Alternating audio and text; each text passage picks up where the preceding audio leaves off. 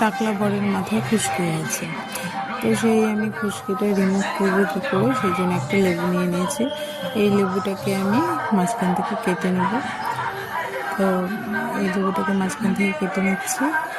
এবার এটার আমি রসটা বের করে নেব। অ্যাকচুয়ালি আমি আগে যখন আমার এরকম খুশকি হতো, আমি লেবুর রস মাথায় স্ক্যাল্পে দিতাম। তো লেবুর রস আমি ভালো করে স্ক্যাল্পে দিয়ে কিছুক্ষণ রাখতাম, তারপর আমি শ্যাম্পু করে নিতাম।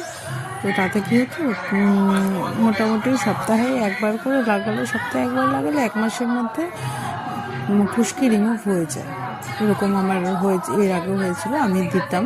তো তারপর সত্যি এটা কাজ করে, খুশকি রিমুভ হয়ে যায়। তো আমি এটাকে এই জন্য ভালো করে যাতে স্ক্যাল্পে লেগে যায়, সেই জন্য ইন্দুলেখার বোতলের মধ্যে আমি ভরে নিচ্ছি।